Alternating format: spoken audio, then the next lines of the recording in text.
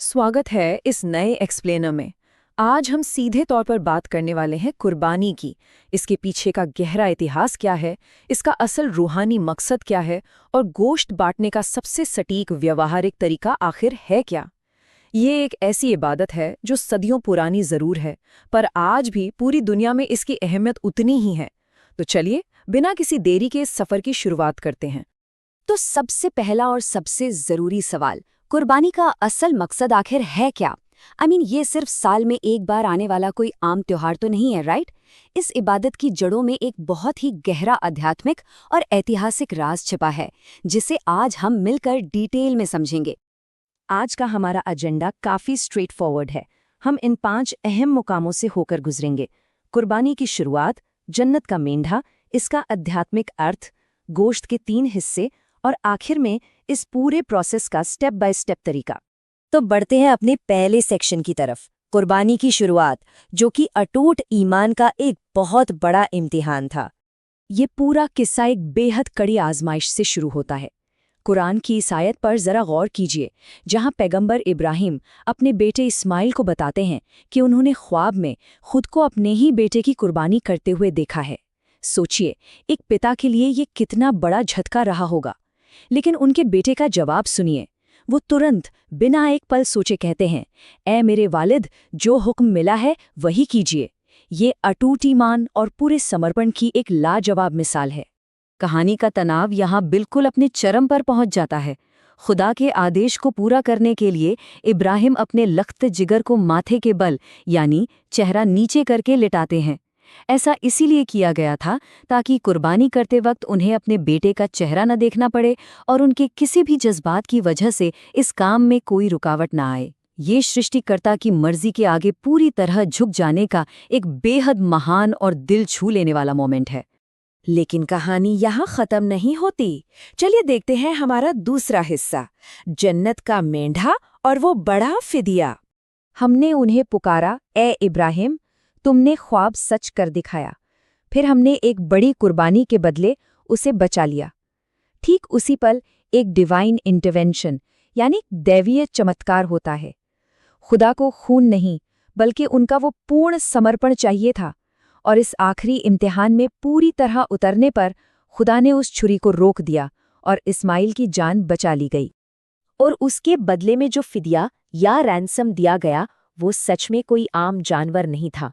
इतिहास के मुताबिक ये एक चमत्कारी सफेद रंग का शानदार सींगों वाला मेंढा था, जिसके बारे में बताया जाता है कि उसने 40 साल तक जन्नत में जरा था। एक खास पल के लिए भेजी गई एक बेहद खास कुर्बानी। अब आते हैं तीसरे हिस्से पर। इस सब का असल उद्देश्य और आध्यात्मिक अर्थ आखिर क्या है? अगर हम सिर्फ कुर्बान शब्द को ही देखें तो ये अरबी भाषा के मूल क़ार्रबा से निकला है। इसका लिटरल मीनिंग ही है नज़दीकी या करीब आना। तो रैशनली ये सिर्फ एक जानवर की बलि देने का नाम नहीं है, बल्कि इस फिजिकल एक्ट के जरिए अपने रब की नज़दीकी हासिल करने का एक डीप आध्यात्मिक लक्ष्य है। मकसद सिर्फ रीति रिवाज निभाना नहीं, बल्कि रूहानियत में ऊपर उठना है। ये आयत इस पूरे कॉन्सेप्ट को शीशे की तरह साफ कर देती है। ना उनका गोश्त अल्लाह तक पहुंचता है और ना उनका खून, बल्कि तुम्हारा तकवा उस तक पहुंचता है। खुदा को किसी गोश्त या खून की जरूरत थोड़ी ना है। असल चीज जो आसमान तक पहुंचती है वो है आपका तकवा, यानी आपकी पाकीज़गी और दिल की सच्ची नियत। बिना इस सच्ची नियत के ये क्रिया बिल्कुल खोखली है। तो एक्चुअली कुर्बानी एक आंतरिक इम्तिहान बन जाती है। ये खुद को परखने का वक्त है कि क्या हम अपनी पसंदीदा दुनियावी चीज़ों का मोह छोड़कर सृष्टिकर्ता को प्राथमिकता दे सकते हैं, बिल्कुल वैसे ही जैसे इब्राहिम ने अपने बेटे के मोह को पीछे छोड़कर खुदा को चुना था। खैर, अब बात करते हैं इसके थोड़े व्यावहारिक पहलू की। चौथा हिस्सा, गोश्त के 3 हिस्से यानी सुन्ना का तरीका। जब बात गोश्त बंटने की आती है तो इसका सुन्ना तरीका हिसाब के हिसाब से बेहद सिंपल और टोटली फेयर है। इस चार्ट की तरह गोश्त को ठीक 3 बराबर हिस्सों में बांटा जाता है। 1/3 हिस्सा अपने परिवार के लिए, दूसरा 1/3 अपने दोस्तों और रिश्तेदारों के लिए तोहफे के रूप में, और आखिरी 1/3 समाज के गरीब और ज़रूरतमंद लोगों के लिए। है ना सामाजिक बराबरी का एक लाजवाब फॉर्मूला? अब गौर करने वाली बात यह है कि इन हिस्सों को बांटते वक्त प्रायोरिटी यानी प्राथमिकता सेट करना बहुत जरूरी है। इस लिस्ट में देखिए, सबसे पहली प्राथमिकता हमेशा उन्हें मिलती है जो सबसे ज्यादा गरीब और नीडी हैं। फिर उन रिश्तेदारों का नंबर आता है जो खुद गोश्त नहीं खरीद सकते, उसके बाद पड़ोसी, फिर दोस्त और आखिर में अपना घर। किसी भी हालत में जरूरतमंद तबके को भुलाया नहीं जा सकता। तो इस सब को हम रियल लाइफ में कैसे अंजाम दें?